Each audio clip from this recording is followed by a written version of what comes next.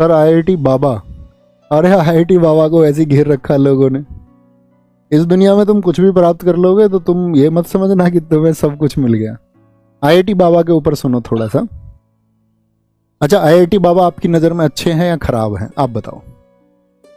आप क्या समझते हो? कुछ कह रहे हैं खराब हैं। तो यही बात है ना। तो व्यक्ति किसी को जो निर्धारित करते हैं वो अपनी समझ से निर्धारित करते हैं। किसी की फिलॉसफी कैसी भी सही, सामने वाला जो निर्धारित करने वाला है ना, उसकी फिलॉसफी कैसी है, वो एंगल उन दोनों के बीच में इस बात पर निर्भर करेगा। सामने वाले की समझ विकसित नहीं है, सामने वाला कितनी भी बौद्धिकता की बातें कर ले, कोई अर्थ नहीं। सामने वाला बौद्धिक, कहने वाला बौद्धिक, तो मजा आ जाए, मतलब नया रस पैदा हो जाए, तभी तो पैदा होगा। ऊपर ऊपर से कुछ जान लोगे तो कोई मतलब थोड़ी है। ऊपर ऊपर से कुछ सुना, देखा और अपनी एजम्पशंस मान ली। जैसे मान के चलो ओशो पे बड़ा डिस्कशन होता देश में।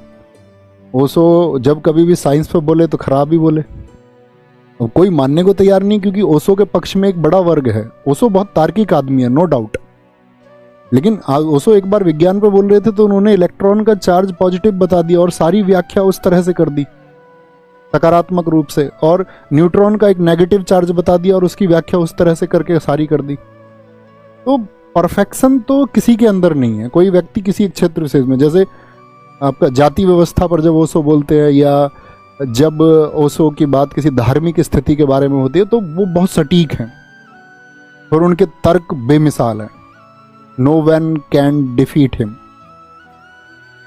ऐसी आईआईटी बाबा है। तो वहाँ पर एक बाबा और हुए, उन्होंने एक बड़ा अच्छा मैसेज दिया, वो मैं आपको देना चाहूँगा। मुझे उस सारी वीडियोस में से या सारे तर्कों में से जो एक तर्क मुझे मिला वो मैं आप तक पहुँचाना चाहूँगा। सॉल्यूशन क्या है, निष्कर्ष।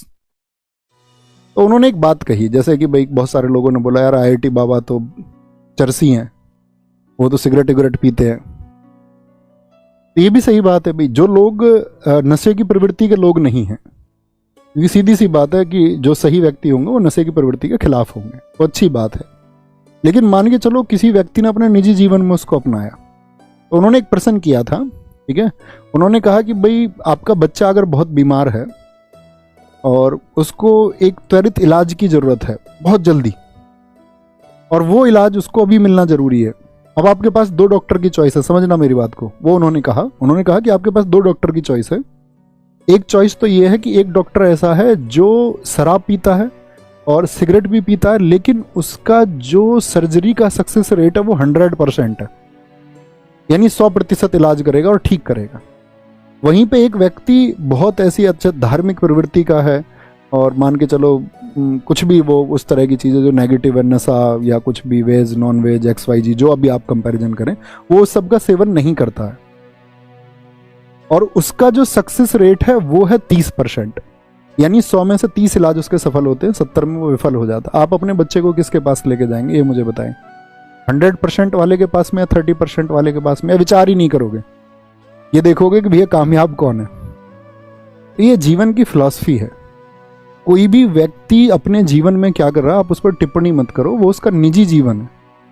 आपसे उसका जो सार है, जैसे मान के चलो आप एक अच्छे शिष्य हो सकते हैं, तो मैं एक अध्यापक और शिष्य, हमारे बीच में क्या है, एक ट्रांसफर ऑफ नॉलेज। वो कैसी है, हमें इस बात से मतलब होना चाहिए, हमें किसी की निजी जिंदगी में नहीं जाना चाहिए, वो उसका निजी जीवन है। बात समझ पा रहे मैं क्या बोल रहा हूँ? बहुत सारे लोगों ने कहा कि हम 100% वाले के पास जाएंगे, बहुत शाबाश है।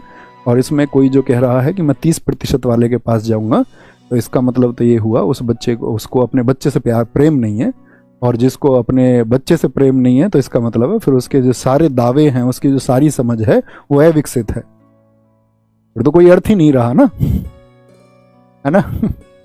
ठीक है, इतना समझना है। वो किसी भी व्यक्ति का निजी जीवन, आपको ये देखना चाहिए ट्रांसफर ऑफ नॉलेज में क्या चीज़ें आपके पास पहुंच रही हैं, आपको वो समझ पा रहे हो, आप उसको एक्सप्लोर कर पा रहे हो, नहीं कर पा रहे हो, नहीं तो कुछ और नहीं। यहाँ पर आए।